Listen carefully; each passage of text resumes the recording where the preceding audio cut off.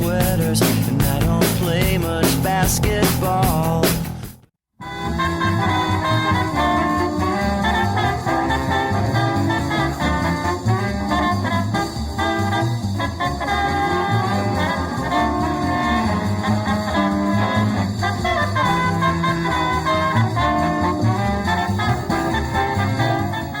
Well, welcome to another edition of What's So Funny, the show that probes the brains, the minds, the psyches, and the brains of the people who make the funny. Rare is the pro athlete who writes his own material, let alone writes it well. There's Jim Bouton and Bill Lee from baseball, football's Peter Gent, and hockey's Ken Dryden. Working his way onto the list is professional basketball vagabond Paul Shirley. Paul's book, Can't I Keep My Jersey?, humorously documents his hobo hoops career. He also blogged My So-Called Career for ESPN.com. Paul branched out and into some hot water with his writing on the Flip Collective website.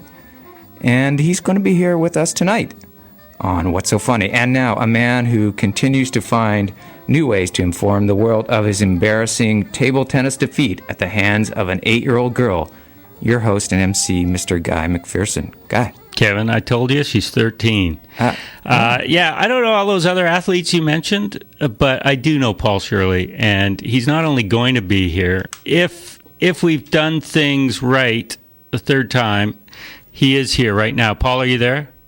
I am. We've succeeded. Oh, thank God. Sorry about that. Telephone operators from the 1870s before us. We've made connection.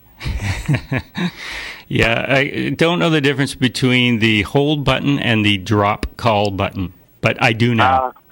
It has a similar effect from your perception, right? Like, I'm still not talking to that person, so success. Hey, so you're in Kansas, right? I am, Kansas City. It's 1 a.m. there. It is, so if I were any, like, self-respecting writer, I'd be drunk right now or something, but unfortunately I'm just drinking tea. But it is late. Or early. Is that when you do your writing, like late? I've actually tried to come away from that because it can be tough on the brain to have to wait till later in the day. So I'm trying to get better about like doing it earlier in the day. Oh, you're like a disciplined guy? Is that it? Well, you're an athlete. You had to be disciplined, right? Yeah.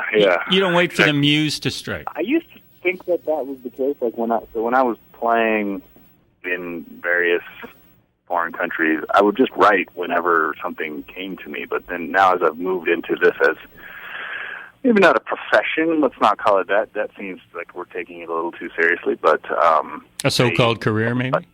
Yeah, a so-called career. I've found that you just need to be available all the time. You know, you got to sit down, give yourself some time to think and write, and then sometimes the magic happens. Sometimes it doesn't. Well, welcome to Canada. Have you been? Thanks. Have you been to Vancouver? I haven't, which is a glaring omission. I love Canada because Canadians are amazing, and I'm very fond of Toronto and Montreal, but I've not been to Vancouver, which I think is really silly. There are 3 main American cities that I've not been to: Vancouver, Portland, and Washington, D.C., oddly enough. Well, yeah, that is odd because Portland and Washington, D.C. have NBA teams. Right. Well, I was not on teams long enough to be in those cities. What was the total number of games you played for the many teams in the NBA? In the NBA, not very many. I think it's around 20. I was of actual gameplay. Like I was. No. I mean on the roster, traveling with the team. Oh, I don't know what that number is, to be honest. Not as many as my father would have liked when he, was working out with me as a 12-year-old basketball player. Oh, sure. Was he the father that had dreams that his kid would make the NBA? No, my father dreamed that I would play Major League Baseball, and then I rebelled against that and started playing basketball. Pretty subversive, I know. Yeah, you rebelled by growing to 6'10". Right. That helped a lot. Yeah, no kidding. Well, you have brothers, right? I do. 3 brothers who are all 6'5" or above. So your dad's tall. It feels like we're on a first date. This is what girls always ask me when they first meet me. Well, are your parents tall? Yeah, they're kind of tall. That's how that comment goes. I'm like, they're 6'2" and 5'10", and that kind of takes the wind out of the sails of that line of conversation, because, like, oh, that's not that interesting. Do you have tall relatives? Not really. We're just kind of freaks in our family. Well, there's a subtext to a first date asking about that, right? I mean, you talked about that in your book with some guy coming up to you asking, so you're 6'10". Does that mean... Yeah, that was you have a big penis? One of the funny things about writing in general, at least for me, is that a lot of times I put these things onto the page in moments of catharsis, like I want to get rid of them, and that's great for my brain and emotional development at the time. But a lot of times I forget some of these stories, and you're right. Like that guy in Phoenix who I was coming out of Walgreens, and he just asked me if my genitals matched the rest of my body, and I was like, "Whoa, that's crazy." Nice to meet you. Yes. It's a great book. Can I Keep My Jersey? It's a few years old now, right? It's been, what is it, 3 years now? Yeah. Yeah, because in fact the subtitle is 11 teams, 5 countries, and 4 years in my life as a basketball vagabond. The Wikipedia said you played for 13 teams. Oh, I've played for 16 or 17 at this point. Okay. Keep in mind, listeners, that I no longer play basketball, so I'm not available for hire in case you run a basketball team. But yeah, by the end of it all, I had played for 16 teams.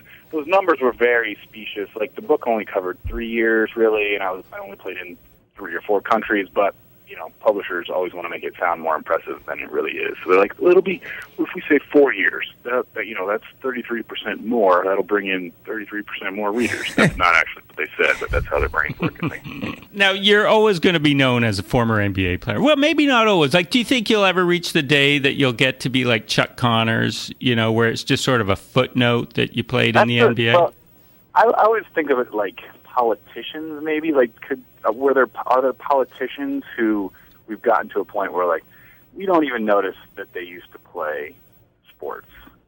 Jim Bunning, is he the guy from Kentucky, maybe? Or Jack Kemp, who played professional football? Oh, that's right. American politicians, sorry. That's kind of... well, there was Bill Bradley. Yeah, Bill Bradley. And for me, it's odd because people do throw that ex-NBA player out in front of my name a lot, but as we've stated, I played in like 20 games in the NBA, so it always seems very disingenuous to me. And also, I don't really think of myself as a basketball player. I was just this really, really nerdy kid who was afraid to talk to girls, and so thought, like, if I play basketball, then maybe girls will talk to me. How'd that work out? Well, it's better than not playing basketball for getting girls. Yeah. But, like, it's just like that was a section of my life that I hope doesn't define it. But you're right, it is. In addition, because I'm tall, like, when people meet me, they assume, like, oh, you must have played basketball. So I guess it's something that I'll always have around.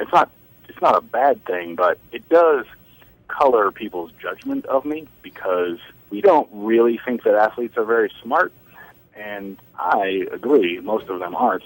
So it's tough when I meet people. There is a little, like, if we get into Paul's brain a little bit, there's a kind of a little inferiority complex where I'm like, is this person going to assume that I'm an imbecile because I played in the NBA? And a lot of times they do, and sometimes I just project that onto them. By saying imbecilic things? How do you project that onto them? Well, I think I have this insecurity where I think, well, maybe they're going to judge me as stupid, so then they may not actually be doing that. Yeah. I don't know. Well, I mean, there are myths, right, about professional athletes. I mean, do you have such a low opinion of your former fellow athletes as you let on in some of your writing? I have a pretty low opinion of them. That's not to say that they are all irredeemable. There are some really great guys who play professional sports. Your native Steve Nash is, as I will always say, is one of the best guys I've ever met. Mm-hmm. Basketball player or no. But there are, like, I think part of my reasoning for always being brutally honest about how basketball players are not particularly complex human beings a lot of the time is that I get frustrated when fans lionize these humans unnecessarily. Like, I think it would be better if we would talk more about, like, teachers or doctors or something like that. We tend to think like that professional athletes are our gods, and they're, in a lot of cases, really awful human beings. Not all cases. In fact, as I said, lots of really, really great guys. But that's right. If you took a shot at a dartboard, like, you would probably hit a guy who cheats on his wife or girlfriend and doesn't necessarily know the capital of Turkey. So, like, are those really the people we should be making our heroes? I don't know. It's Istanbul, right? Yeah. Almost. What? Almost. It's not. Yeah, but how boring would that be if we lionized teachers and I don't know. Yeah, but you know what I mean. Like, it would be nice if we could pick out.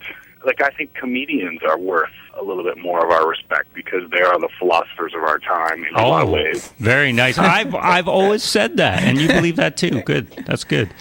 Yeah. They are. Yeah. Well, they are because they figured out ways to say things that are profound, but keep those of us with short attention spans, which is everyone in the world right now. Yeah, the problem is that the people will go and they'll laugh and they'll hear some pretty deep subversive things sometimes, and then just chalk it up as it was just funny, and they don't take it to heart. They don't really think about what the person was saying. Yeah, that's true. And I've been in L.A. quite a bit the last 6 months. I split time between Kansas City and there, and it's a great place for comedy, of course, so I've been going to more and more live shows, and it really is true that you get these moments with comedians where they're being super tender and, like, loving, but the audience member who's not paying attention sees that as attacking or maybe coarse, when in fact the comic is really being this vulnerable person at that moment. Mm-hmm. Who have you seen lately? I was checking your website, and here in Kansas City a week ago, actually, I saw Eliza Schlesinger, who was on your show a month ago. Yeah, that's right. Yeah, oh, you saw her, did you? I saw her. She opened for T.J. Miller. They were doing this benefit show here in Kansas City for a guy who founded Stanford & Sons, which is a comedy house in Kansas City. And in L.A., I saw this guy named Joe Mandy, who I did a podcast with for the Basketball Jones, another Canadian outfit. A Canadian podcast, yeah. Yeah, that's all I do is hang out with Canadians. I was, in fact, talking to someone before this show who's from Vancouver Island, I believe, and she said, now don't be an asshole. They don't speak dick in They don't speak what? Dick in Vancouver. Hey, I'm from Vancouver Island, and Steve Nash is from Vancouver Island. Yeah, it's a good place to be from. You guys have such an advantage. Like, if I'm from Meriden, Kansas, population 700. It's a terrible, terrible place. And you guys have such an advantage, like, being from there. I think you just have this head start on, like, being reasonable, rational human beings, which is nice. But you haven't been here, Paul, so you don't really know. Yeah, I know. I'm just basing this on people from there. Right.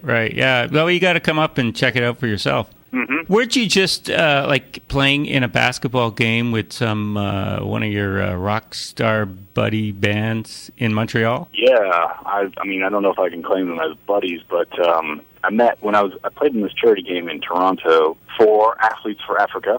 And while I was there, they had wrangled Win Butler from Arcade Fire to play. And while I was there, I gave him a copy of my book, and he wrote me an email saying that he liked it, and he wondered if I could come to his charity game in Montreal. That was a week after that. Set up kind of an awkward situation because, people assume that because I played in the NBA, I have just millions and millions of dollars lying around, but that's not really true. I don't have that much money. Yeah. So I was like, well, yeah, I'd love to, but I didn't know what to say. Like, yeah, charity game, but I don't really want to fly myself from L.A. to Montreal on 4 days' notice. So, yes, but what do I need to do? So how did you get around that? Well, I did a lot of hedging. He said, well, just tell our manager lady what you need. I was like, I don't know what to ask for. Do I ask? Do I say, like, I need a plane ticket? That seems coarse and gauche. So I said the same thing. 5-star hotel. Hey, I'd love to play in the game, but what do I need to do? And she said, I don't know. What do you need from us? I was like, we're never going to solve this. But eventually we settled it. And, yeah, I played in a charity game with, again, 2 weeks after playing in the first one with Win and his brother Will, and got to troop around Montreal with lots of Arcade Fire, which was really, really cool. Do they have game? Win is very good, like, shockingly good. Really? Yeah, like, you wouldn't...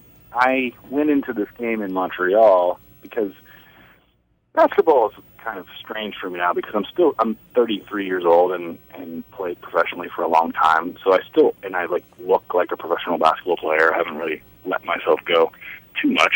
So I can still play pretty well, but I don't really want to go into a game like that and just dunk on some musician. That's not fun. Yeah. So when we were playing in this game, it was Matt Bonner was there and Nick Collison and Spencer Hawes, but each of us was on a team with just normal people, some of whom had never played basketball before. They were just, people. So that makes it odd because we're having to gauge how hard are we going to pass this ball and that. So we, among the guys who are pros or used to be pros, Brent Barry was there also. We kind of had an agreement we'll not really play that hard because we're all in this together. But Win is kind of in this weird nether region where he's a really good basketball player and he can play hard because nobody expects him to do well. So I start the game against Win Butler and I'm I'm not going to. He's a musician. You can't be good. Talking about making stereotypical judgments. Yeah. And it turned out I was quite wrong. He's 6'5", and he weighs about 210 or 220 pounds, and he knows how to use his body. He played in high school, didn't play in college, but I guess it just played since then, and has all these old man skills and moves kind of weirdly. And how old is he? Really, I think he's 31 or so. Okay. So yeah, he's good, and he really beat the hell out of me. Just elbows and fingernails and knees. So it was. Tell me eye-opening. you blocked his shot though. No, I can't. I'm not going to block his shot. And then, he's good enough where I don't know that I could. He's legitimately. He beat Matt Bonner in a 3-point contest, and Matt Bonner was trying. And Matt Bonner led the NBA in 3-point. Yeah, he's a good 3-point shooter. Yeah. Former Raptor, the Red Rocket, and soon to be Canadian. That's right. If the papers go through by the time he hits 40, then you'll be able to utilize them on your basketball team. That's right. I've always wondered, we used to have the Vancouver Grizzlies here before they moved to Memphis, before you were in the league, I guess. And I always thought, hey, guys, you're never going to play for the American national team. Why don't you just become Canadian? Because then, your chances are you'll get to at least experience the Olympics. Oh, I know. I'd love to have done that, but nobody was asking me. And if you did it constantly, then it would start to sully the experience. Sully the Olympics, yeah. I would actually. I don't know. I guess would I rather be Canadian than American?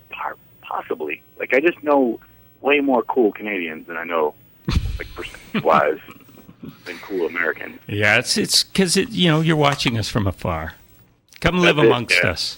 You only export the good ones and/or let the good ones live in Toronto and Montreal. And that's right. Like Matt Bonner, I think lives in Toronto, and he's kind of legitimate because his grandfather was Canadian and his wife is Canadian. So yeah, he's got a pretty good claim on it. Yeah, yeah. Paul, I don't know if you know, but I used to cover the NBA back when the Grizzlies were here, and I did not know that. I would interview the likes of you in a locker room setting, and I'm just wondering, what's that experience? It's just so awkward. Reporters are the worst. Right. What was that experience like for you? When you say the likes of me, do you mean you were actually the 11th man, or do you mean? Yeah, I would only cover the 11th and 12th man. Well, because by the end of my time in Phoenix, the reporters had gotten so frustrated with getting the same answers from the other guys that they would actually come down and interview me some of the time just because I would say stuff that was different, which was kind of flattering. Was that something you put thought into, though? If they ask me, I'm going to... Or did you just start talking and whatever came out, came out? No, that was just... I don't know. It would be fun to say, well, I don't give a damn. I'm just the way I am. But that's a little self-aggrandizing. I think... part of it was I always assumed if I'm not going to be playing, that a way that I could make myself different is by being different than everyone else, being honest and letting people in a little bit more. Maybe that would give me a chance of sticking around a little bit. I was wrong about that. Because coaches love that. Yeah, I was very wrong about that assumption. That was a mistake. But did it do you any harm, do you think? I think it did from a basketball standpoint. When I was writing for the Suns, I was 26, let's say. Yeah. And so I had another 5 years in my career to go. I probably could still be playing if my ankles and knees haven't just betrayed me. But so let's say we had 5 years there. Like, I had 5 more years where my agent was telling me, like, God, it's tough out there because these people don't want you just telling secrets, and they think you're too outspoken, la, la, la, la, la. So, yeah, it wasn't really great for my basketball career. I think it was much better for my writing career than for my Yeah, let's just keep the listeners up to speed. When you were with the Phoenix Suns and they were doing great, you wrote a blog. You don't like to call it a blog, but you wrote But that was definitely a blog back then. Yeah, and people weren't doing that then, were they? Athletes didn't have Twitter. They didn't have, we didn't hear their real voices all that much back then. Yeah, it is amazing to think about. This was 2005, which is starting to be a while ago, but that's only 6 years, and so things were completely different, as you said. So, yeah, I finished college in 2001, and I went to Greece to play basketball, and didn't have a lot of internet access or much to do when I wasn't playing basketball. So I would write these little journals about what was happening, because there was just so much bizarreness going on in my life.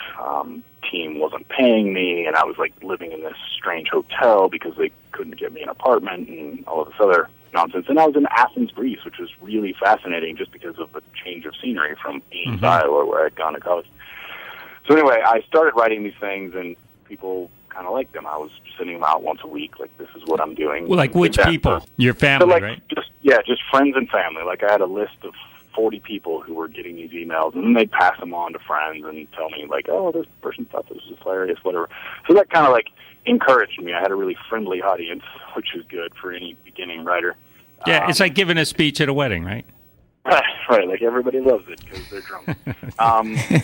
So I just kept doing this, even when I wasn't necessarily sending them out for the next 3 or 4 years. And then I ended up on the Suns, and I wasn't playing very much. And somebody from their website came to me and said, hey, would you mind just jotting down some notes from a road trip? Because you're obviously not doing anything else that's worthwhile, because I wasn't playing.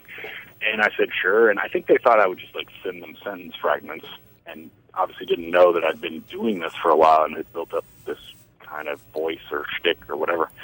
And I actually took it pretty seriously, because I'd always thought I would write a book after my career, and I thought to myself, like, this could be the opportunity that leads to that eventually. Wow. And it did, just much more quickly than I expected, because the thing kind of caught fire in a relative sense. Random House called me and asked me if I wanted to write a book, which never happens to anyone.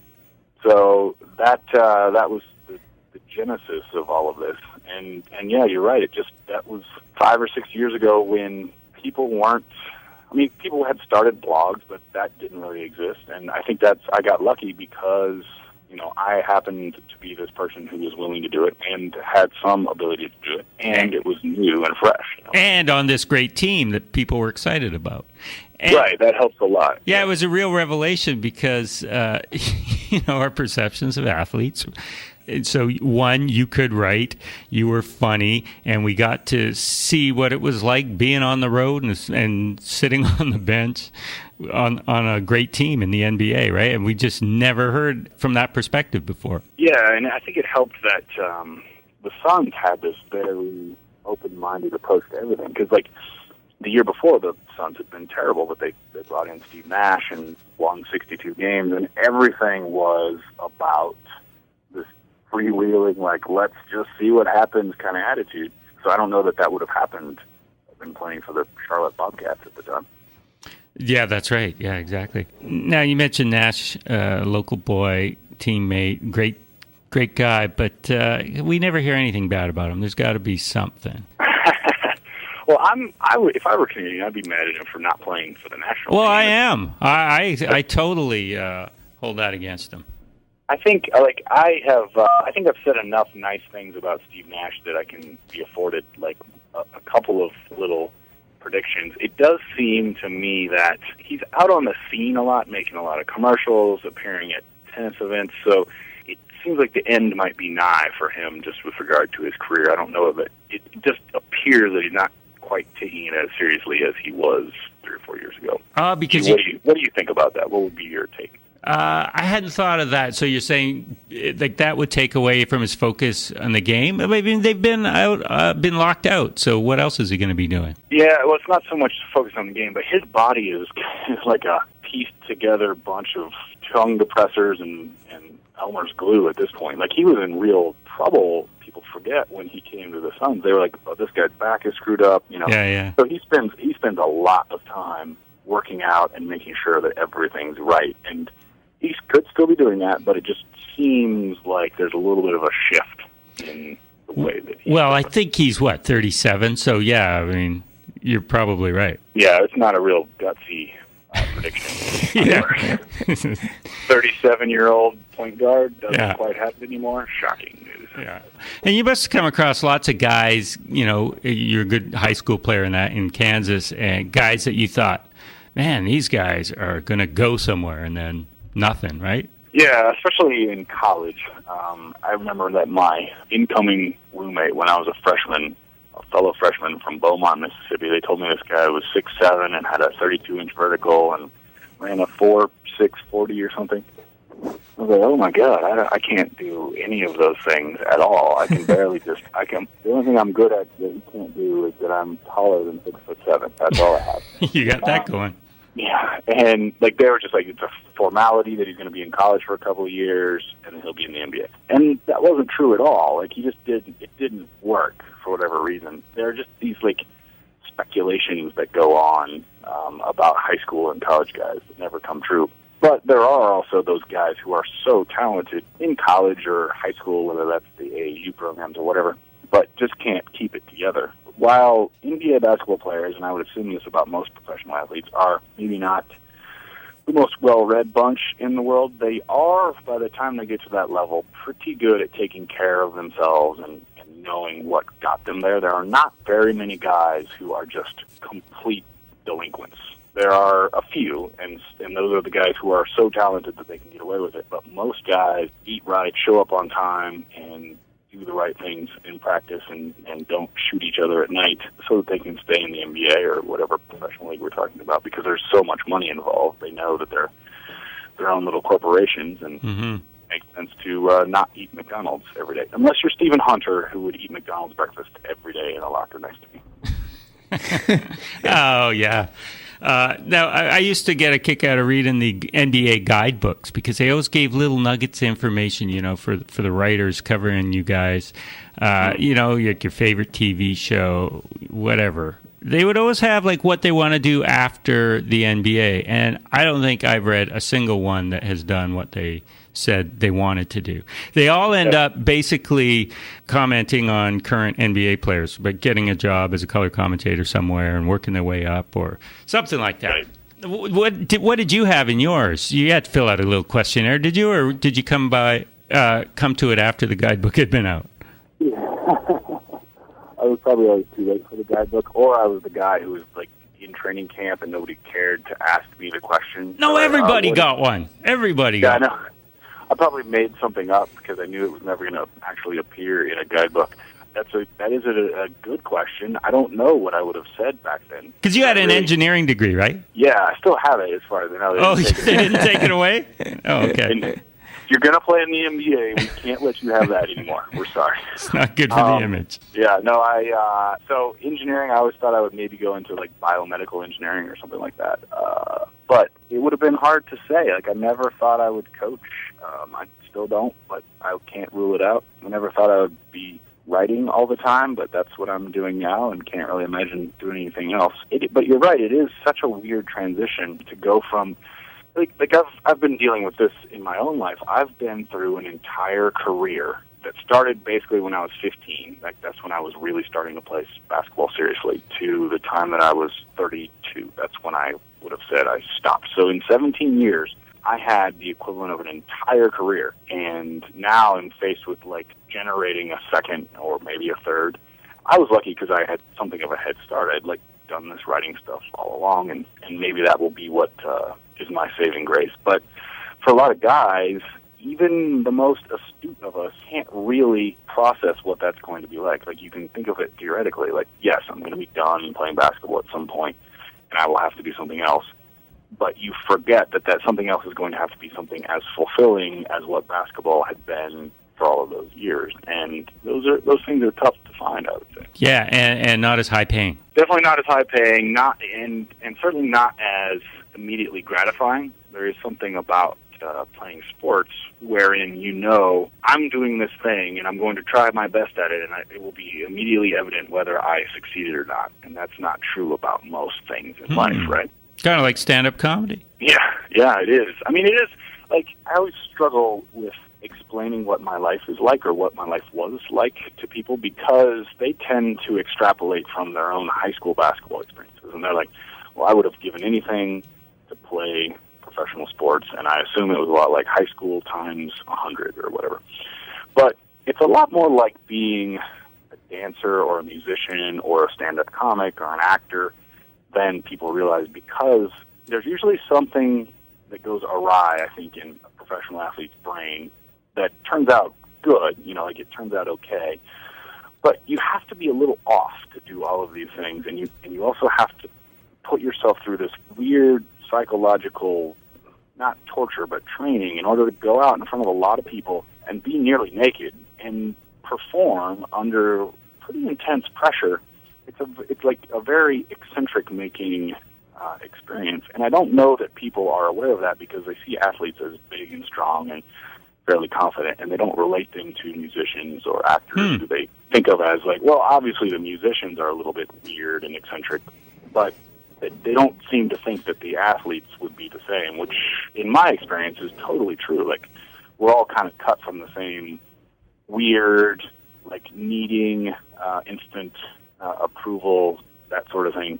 And I'm still kind of trying to figure out how exactly that works, but I think it's kind of fascinating. You say it's eccentric making. So which is sort of a chicken and egg thing? Like, did that? Well, I think you have to have a little bit of a screw loose to pursue that in the first place.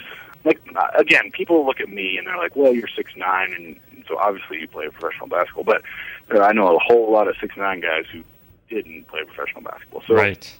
Like, I had something in there, some weird desire or need or some kind of psychosis that led me to do these things that I knew at the time, like, this is what I need to do to hopefully play this game for money or continue to do it. And I was able to do that. And then when you get into that world, because of ebbs and flows, it's like being a soldier or something. It's like these periods of extreme, frightening moments surrounded by a lot of boredom or whatever.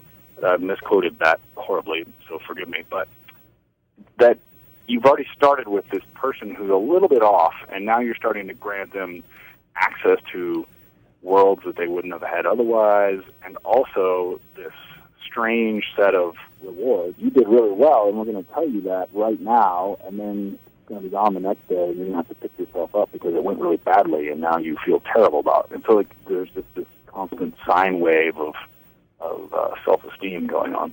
And that stays with you past the end of your career? Well, I think it takes a long time to come down from. Like, you just get used to that. Yeah. Those, like, weird set of rewards, Like, for me, it wasn't, this always sounds very cliched, but I was explaining this to a musician friend of mine the other day, I could never really make the link between I'm getting paid money to do this and I'm doing it. Like, I did it because I was addicted to how basketball made me feel, which wasn't love necessarily. People always say, like, oh, you must have loved playing basketball, and it wasn't really that. It was more like I was on the court expressing something about myself that I couldn't do anywhere else, which sounds very hokey, and we're kind of like, everybody's like raising their eyebrows. What in the hell is he talking about? But in a lot of ways, it was like being a dancer or musician or something like that, where I saw it as this highly intense performance that I knew not very many people could do, and that was a high. Like, I got a high from being able to do this thing that I knew lots of other people couldn't do. Yeah, I think coming down from that is tough. Yeah, now you have to substitute that with drugs. Right. That's why I'm actually on methadone right now as we speak. We're talking. And imagine, I was as the human population goes, I was an exceptional basketball player, but I was not Steve Nash. So imagine what this is like for him to replace when he's done. Oh, yeah, he's going to have a lot of trouble. We're talking with Paul Shirley, author, former NBA player, and according to the Best Damn Sports Show, funniest man in the NBA. Okay, he's not in the NBA anymore. But the show is What's So Funny. I'm Guy McPherson at station CFRO 102.7 FM. Also, we're on a podcast. Perhaps that's where you're listening now. Not you, Paul. Ever since I've been watching the NBA, there always seems to be a media-driven consensus on the NBA funny man. And when I started watching, it was Michael Thompson. Everyone said, "Oh, he's the funniest guy. Oh, he should be a stand-up comic." And then there was John Sally and Jason Williams, not the Eminem wannabe Jason Williams, the murderer Jason Williams. He's a funny guy. Well, he was a really funny guy, actually. Ron Artest now is doing stand-up. Damon Jones. And one thing all these guys have in common is that they are all horribly unfunny in the real world. And yet, in the basketball community, they're hilarious. I think Charles Barkley and Shaq are exceptions. They're genuinely funny guys. And you could tell from your writing, you are a very funny guy. But there must be others out there, right? Like, who is the funniest unheralded guy in the NBA? Oh, man, yeah. I think it is a lot about context. Yeah. You can imagine in your office, like, you could come up with a guy in everyone's office who's hilarious because he makes fun of whatever's going on in the office. But if you put him on the stage to be a stand-up comedian, he'd be terrible. Right. So, like, Quentin Richardson, when I was in Phoenix, was really funny. Really? I mean, he was just funny at, picking out the absurdities of what other people were doing. So he was kind of like an insult comic, I think. Probably couldn't rely on his own material, just needed other people to screw up so that he could maybe make fun of it. And then, Jason Terry is I was with him in Atlanta for a little while. He's a funny, fun-loving guy. Makes a lot of references to God, which is not very funny or fun. But he could be on the Christian circuit. Yeah, but one of those guys, you could see him emceeing because he's just, happy and, doing his thing. But then a real dearth of humor after that, because just a lot of guys who don't really have any grasp on what the real world is like. And doesn't all comedy come out of failure, really? You have to be able to see the absurdity of whatever stupid thing you did. You tried to ask this girl out, and you actually accidentally found out that she was married, and the whole office knew about it, and that was terrible. But a lot of NBA basketball players haven't really ever failed at anything. Well, you know what? So, I disagree. I bet you they have, except for there's too much posturing and posing and showing no weakness. Maybe that's it, that they don't want to even admit to that. That's true. I mean, they've probably failed a little bit, but it hasn't been as crushing as it is maybe for the rest of us. But you're right. The culture is completely different. Where because it's sports, you're not allowed to show weakness, and so you're right there. Because again, if we think about most of the things that happen or that we comment on that are funny, a good portion of it is I'm an idiot because I did this thing that was stupid. Yeah, that's interesting. I'm gonna watch for that. I think there are many exceptions to that, but you're probably right. How about Barkley golfing? Charles Barkley golfing, yeah. It's pretty funny. I think I actually wrote this thing in that got into the Wall Street Journal a month ago. That was about how. Oh, look at you. Yeah, a little pretty braggadocious there. Yeah. That's not very funny. So the thrust of it was part of the reason we all want to laugh at NBA players because they spend all their money, and I was making the point that that's why the lockout would end eventually, is that the players would just run out of money, and most of us like to laugh and say, oh, that's funny, they're stupid and they don't know how to manage their money, but it's not because they're stupid, it's because they're very irrational. You have to be highly irrational to think I'm going to play professional sports. Again, most people don't think that. They think well, they're tall, and that's what. But you have to. There is a lot of drive there that goes into deciding you're going to be a professional athlete. Right, but how does that manifest itself? The irrationality and spending money. Well, so if you're irrational in sports, to throw a pass, a football pass into double coverage, right after you threw an interception, that's an irrational act, because a rational actor would say I threw an interception last time, I'm not going to do that again. By the same token, if you go 0 for 6 in the first half, the rational actor would be like, okay, I'm going to pass it. But what makes athletes is that they will take the seventh shot, and they're able to forget about the craziness that went on before. And so, like, when it comes to money, they're like, well, like, cognitively, they can say, I'm not going to have all this money forever. But their instincts are otherwise. Their instincts are like, I'll figure it out. I'll make this up as I go. And I would say that that's true about, like, being able to even see weakness in a lot of ways, which is where we're coming back to with the comedy thing. Mm-hmm. If you're irrational, you tend to assume, like, even if I screwed up, the next play is the important thing. I'm going to be good now. I'm going to forget about whatever just happened. So a lot of times it's like this myopia toward failure that's really healthy in becoming an athlete, but is not particularly healthy when it comes to, like, a personality or being funny, I guess. You're either hot or you're due, right? Right. So, yeah, you would never allow yourself to start to think, maybe I can't do this. Like, once that slips in there, you're kind of screwed. You mentioned Jason Terry talking about God a lot, and that's one thing from your book, Can I Keep My Jersey, by Paul Shirley. You're brave. Well, you're brave in a lot of your writing, but you talked about the blatant hypocrisy, and you just can't understand all the religious athletes out there and religion in America. Now, you come from a pretty religious part of the world, right? Bible Belt? Yeah, I guess you could call us the Bible Belt. I went to church growing up. Yeah. Hooray. And so obviously your friends and family and people in that area have read the book, and has there been any fallout from that?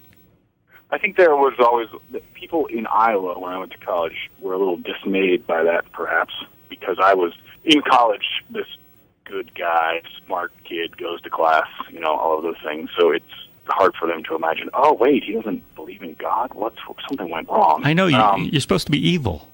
Right, like that makes him the Antichrist, I guess. Yeah. But I guess, like, I don't care if people are religious. It's, as you mentioned, the hypocrisy of it in general that causes me problems. But as applied to what I was writing about in sports, I think it's really blatant and egregious, because there are these guys who, like, I know these are really bad guys. Not necessarily they're bank robbers, but they're, like, guys who will not tell you the truth, who won't, they're interested only in their own advancement, but they are out there saying that all glory goes to Jesus or whatever. And that got really, really frustrating, because I was around some pretty, like, how do you define a bad guy, like a bad person? I would say it's someone you can't trust, someone who's dishonest, all of these things. And these were people who were professing to be religious human beings, and very religious ones at that, with tattoos that talked about how religious they were and all that. The guys with the only God can judge me tattoo, who were also cheating on their wives. Like, I guess that God is the only one who can tell you that's wrong, but I could probably tell you that that's wrong also. I don't need God's a player. Deity to tell you that that's... So, like, if you want to do those things, great, that's not good, but you sort of double down when you're also going to be the guy who is after the game saying, first of all, let me thank God for the shot that it just went in. Yeah. And we could also dive into, like, really? So you think that God is more concerned with your shot going in than these starving millions in Ethiopia right now? I don't think that's probably the truth. He's probably got money riding on it. Right. That seems like you're making religious people seem trivialized in my mind. Like, yeah, good for people if they want to believe in whatever, but it seems like they would even get more frustrated with those religious athletes for trivializing their religion in the first place. You weren't ever on a team. Like, I know, I always wondered, what would I do, because I'm so close to being a professional athlete. If I was on, like, the New York Knicks, I knew they would often, after a game, all huddle together and, pray or something. But what if you didn't believe? Like, would you have to sort of do it anyway, just for show, because you're part of the team? We, in college, they would always say the Lord's Prayer before games. I never was with a team that actively did it, but they would have a lot of prayer meetings, which I always thought was funny. It wasn't that long ago, 4 years ago or whatever, I went to L.A. and we made a television pilot, a sitcom pilot, based on all of this stuff about how ridiculous it was and to be in the NBA and not play and what it was all like. And one of the scenes that didn't really work, but which I wanted to work, was where they asked this character, like, hey, so we're going to have a prayer meeting in the hotel at such and such time, and the player's like, oh, prayer meeting, that must be code for, like, orgy with hookers and cocaine.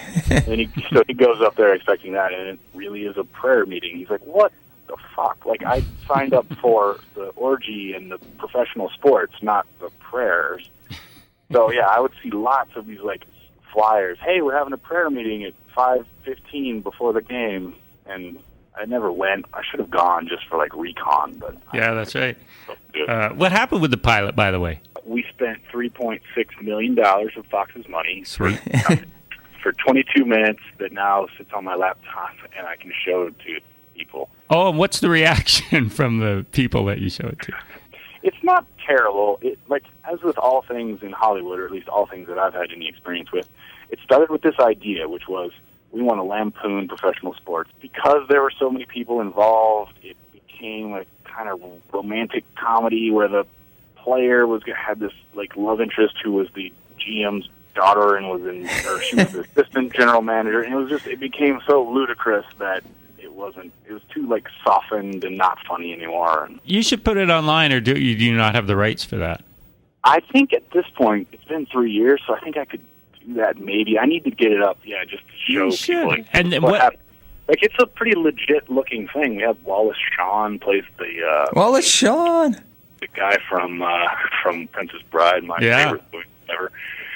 And Barry Bostwick plays the, like, stupid general manager, the clueless GM. So it's a pretty well done thing. It just doesn't work, And it was a very frustrating ordeal. I could probably write a whole book about that because I was there like, this will be fun. We'll turn this into a funny show.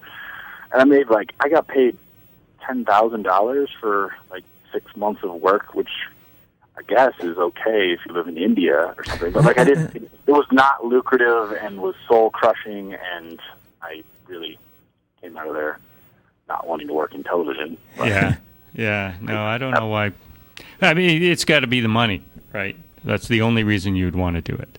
Yeah, I think it just tempts you because as a creative person, it sounded lame. You see that's what people are watching and talking about, because people are not talking about novels, much to my own chagrin. They're talking about Boardwalk Empire or Mad Men, and so there is that sense of, like, well, this is what people are into. Yeah, and so unless you get a novel that gets turned into a movie or something. Right, yeah. Now, I mentioned you were brave. In your book, you mentioned the cult of the Mormon Church, and then you also said something. Doug Benson got in trouble for a similar comment. You said, if Canada does, in fact, have an army. You remember writing that, Paul Shirley? That sounds like something that I would write, yeah. Yeah, and of course, the famous one, you got fired from ESPN for your essay on Haiti. Now, I got to ask, like, do you stand by the column, or were you misunderstood, or did you address it after? Did you feel it was the end of the world? Did I feel like it was the end of the world? Yeah. Oh, yes. Yeah, it was kind of the end of the world for me because it was so shocking how it went down. I think it was surprising to me because I know my writing and who I am, and I'd done all this writing before, and I always had pushed people's buttons. Like I had always made these flippant remarks about, like, does Canada have a military? Like, we all know Canada has a military. Like, that's not. I'm not serious. Mm-hmm. So I'm not saying that I wasn't serious with raising these issues, but I think it was strange to me that people were so alarmed or offended that I would have the gall to talk about those things, because I thought I had I don't make any bones about being an important writer or a famous writer, but I thought if people, like, figure out who I am, they will also learn, like, whoa, he's taking a lot of chances. I wrote a whole column on how the Beatles are overrated, which, again, doesn't mean I hate the Beatles. It just is like, maybe we should tone it down, and if you're a hipster who lives in Williamsburg and you say your favorite band is the Beatles, like, I hate you for saying that, and you should pick someone else. Right.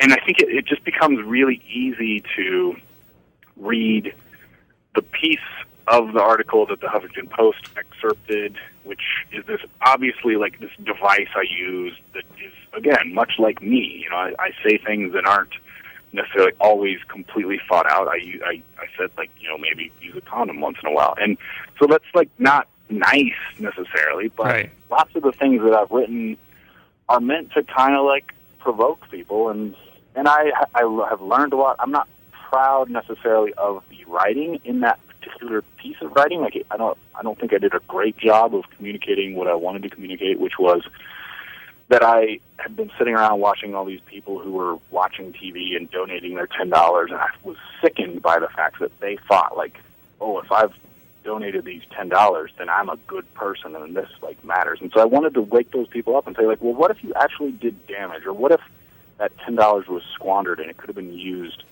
better in Somalia or Rwanda or India or wherever else? And what if it is a waste to send this money to Haiti? That's a question I think that is worth asking. I'm not saying that definitively it was a waste or that it is a waste, but I think it's worth asking people like, where is your money going?